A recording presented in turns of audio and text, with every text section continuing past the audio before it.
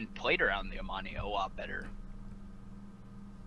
Yeah, absolutely. All right, we got a Sirens game, More baby. sirens. Hell These yeah. are the good. No ghost reef to make the map circle complete. Like play once on every map.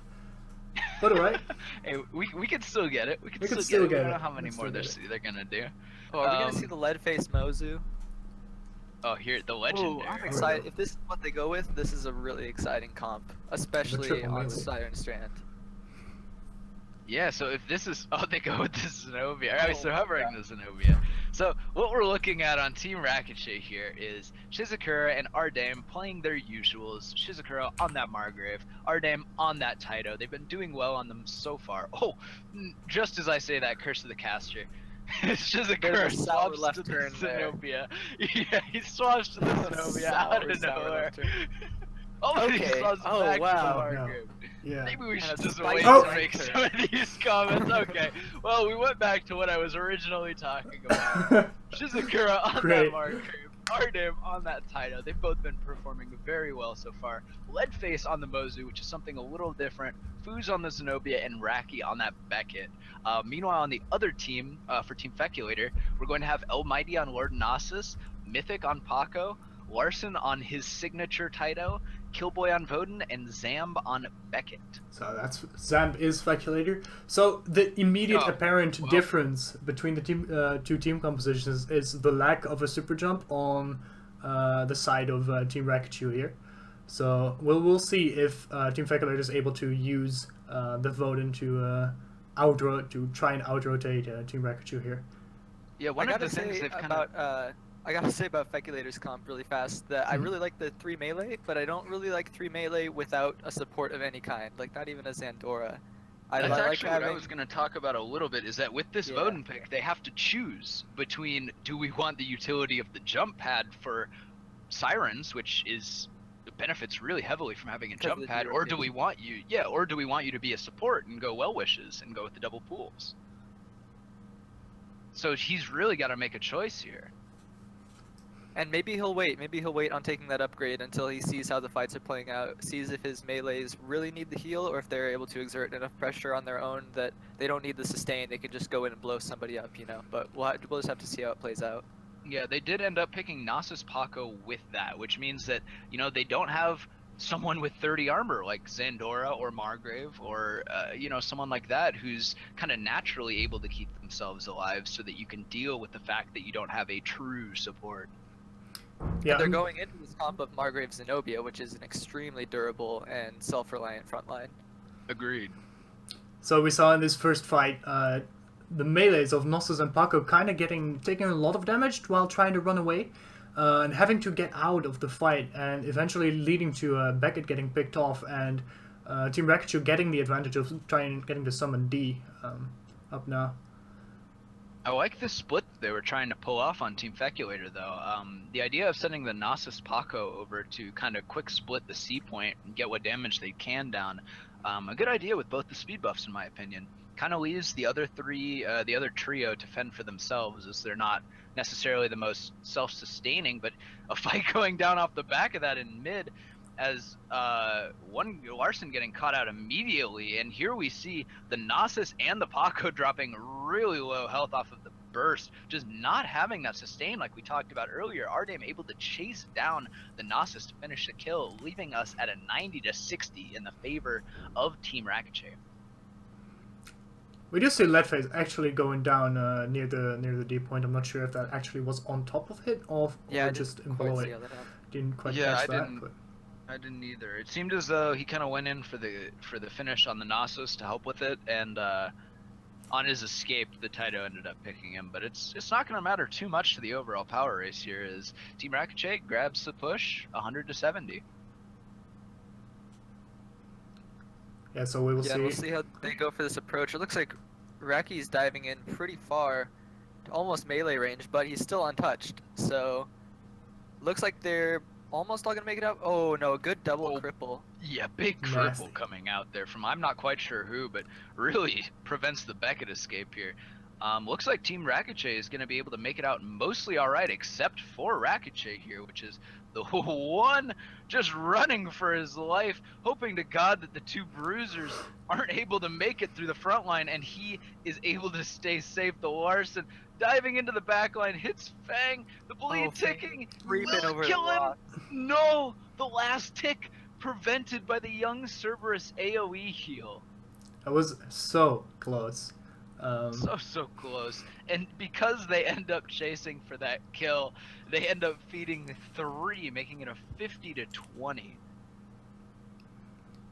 Yeah, so now Team Rakachu kind of with free reign of doing some damage to this Cerberus, actually forcing someone back. I didn't quite catch who that was, putting someone back really low, and now just grouping into middle, trying to spot where Team Feculator is going to go, whether they opt to go for D or go for E, or pick a fight in middle. And I think that engage right there was a perfect example of the struggles that the Team Feculator's comp faces. As Paco comes up, throws one snowball, Margrave jumps in, and Mozu hits a couple shots, and he immediately has to leave. The Bruisers just don't really have any way to stay sustained in these fights. I also think target acquisition has been better overall for Team RAKY than it has for Team FEC so far. It just seems like the Zenobia, the Mozu, and the Beckett are all almost always on the same person. They're dealing damage to the same person until that person is either dead or completely out of range. Yeah, so second push going over to Team Rakachu here. Larson the Bear trying to get a pick on the Margrave, but will not be able to, and getting taken really low, but dodge cancels out of it. Yep, dodge cancels like a pro. Not going to be able to make it out in the end, though, as Rakachi is going to switch to those pistols and just polish off the last couple HP. Nas is chasing him down at half health with the Beckett and the Voden able to take him down. Even though Leadface is going back for this wound, I don't think Team RAKY definitely not going to be able to take this with the Taito back on him. He is going to be able to get some nice damage down, but I think it's going to have to wait for the next push. I think Team RAKY just wants to kind of play it safe here, back off, keep their double Cerberus control on D and C. Yeah, so I would really like to see them look for an opportunity to upgrade either of these points, because it's going to be very hard for them to keep holding D with the super jump control, and I want to see some quick super jump rotations up to D from Team Feculator here, but it seems like they're just pushing into it through the ordinary means now. And here we see the situation where Team Feculator's comp should thrive, is when they're able to kind of dive onto that one person before they're kind of set up, but it doesn't go in their favor as the Margrave Taito just rushes the backline and forces a big portion of Team Feculator's damage away from the initial pick. Yeah, so it's strange because Beckett was not anywhere near that fight at the start of it, so I'm not sure how Team Feculator lost that much health already that they could be chased down like this. Yeah, I was thinking that too. I think RAKY got a focus off and then just dropped down. I think he might have thrown a grenade too, but he, you know, for all intents and purposes, was not in that fight. You're right. And somehow Feculator's team was still out-damaged. I'm just not sure. I feel like it's just too much pressure on that triple melee.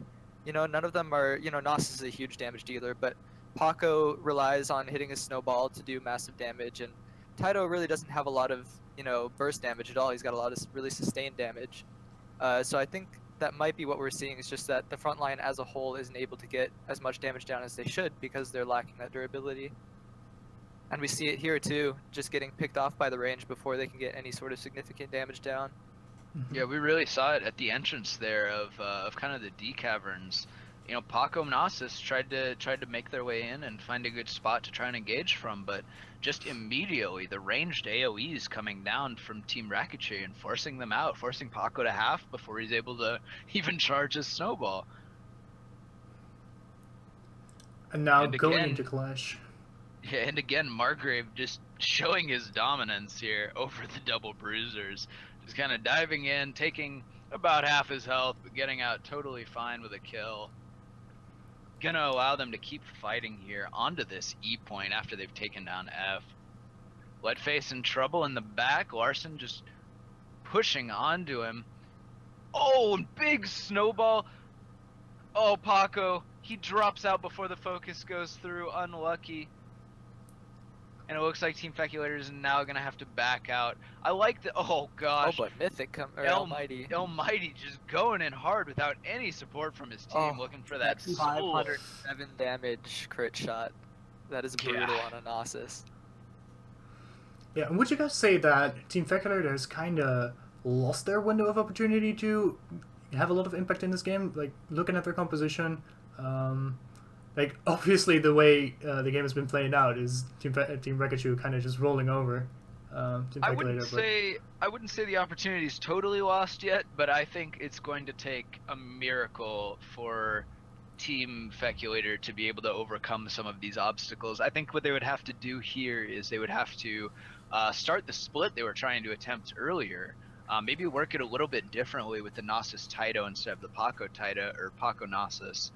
And try and find a way to keep them at D while you're able to pressure B or C, but you know, here they've got to defend this wound first, and it's going to be a pretty hefty task. Yeah, Beckett focus, of course, very useful for taking wounds, and Beckett in general is very good at that, and will be able to end the game off of that. So I think a lot of, in general, what we saw that game was kind of what we laid out at the beginning. The Gnosis Paco not really having the sustain to be able to get in and do their jobs against, you know, the Xeno Margrave with all of that peel, all of those debuffs, all of that sustain. Yeah, I think to win those fights with that comp that had no support and, you know, no heavy tank, no Margrave, no Zandora, I think what you have to do there is create a lot of pressure on one end with, you know, a couple ranged and assassin, or like all three of your ranged or whatever you have there. And then I think you really have to flank with that Gnosis Paco, or at least with one of them. You have to look for a flank, because if you charge at that Xeno and that Margrave head on, they're gonna win that frontline fight. They're gonna last longer, and they're probably gonna come out of it with more HP than you are. So really, I think flanking, getting behind the range, so you're not taking damage all the way while you're running towards them. You just run up behind them and you're on them immediately, and they have to burn cooldowns to get away. They're gonna be more focused on running away than on dealing damage, and that allows your backline to then move up and pressure with you, and that's kind of how you can collapse on a fight with that comp. Mm-hmm.